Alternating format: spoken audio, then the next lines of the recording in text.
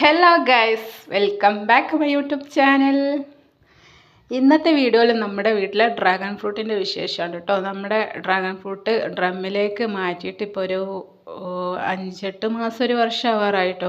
അപ്പോൾ ഇത് മണ്ണുമായിട്ട് ചേർന്നോ അതിൽ കായ വരുമോ ഒക്കെ ഭയങ്കര ഡൗട്ടായിരുന്നു കേട്ടോ. ചിലപ്പോൾ അത് നശിച്ചോ മാറ്റി നട്ടപ്പോൾ അങ്ങനെയൊക്കെ ചിന്തിച്ചിരുന്നേ. പക്ഷേ അങ്ങനെയൊന്നുമല്ല.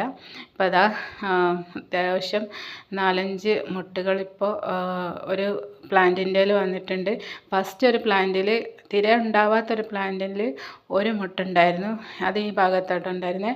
അപ്പോൾ അത് ഞാൻ എന്താ പറയുക, നന്നായിട്ട് വെണ്ണീര് വളം ഇട്ട് കൊടുത്തപ്പോൾ ആണോയെന്നറിയില്ല, അത് പൊഴിഞ്ഞു പോയിട്ടോ. ഇനി അതിൻ്റെ ഈ കായ ഉണ്ടാവുന്ന സീസൺ അല്ലാത്തതുകൊണ്ട് പൊഴിഞ്ഞു പോവുകയാണോ അതും അറിയില്ല.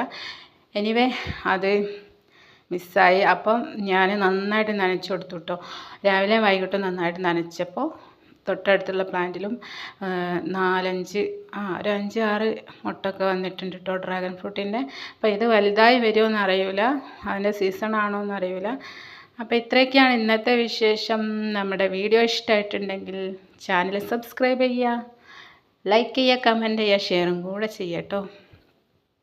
അപ്പോൾ ഇതിൻ്റെ അകത്ത് ഞാൻ ഈ 2 വലിയ പ്ലാന്റ് ഇപ്പോൾ ഒരു 3 വർഷമൊക്കെ ആയി കാണും.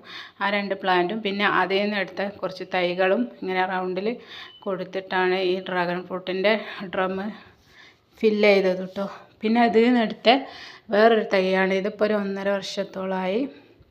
ഏകദേശം കായൊക്കെ വരാറായിട്ടുണ്ട്. അപ്പോൾ ഇതിനെ ഇനി ചെറിയ ഡ്രമ്മിലേക്ക് മാറ്റണം. അപ്പോൾ ഇത്രയൊക്കെയാണ് നമ്മുടെ പ്ലാനും.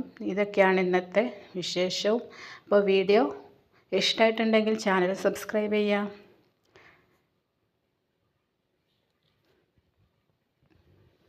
പിന്നെ ചെറിയ ചെടിച്ചട്ടിയിലൊക്കെ ഇതിൻ്റെ തൈകൾ വെച്ചിട്ടുണ്ട്. അതൊക്കെ ഞാൻ പിന്നെ കാണിക്കാം. ടാറ്റാ.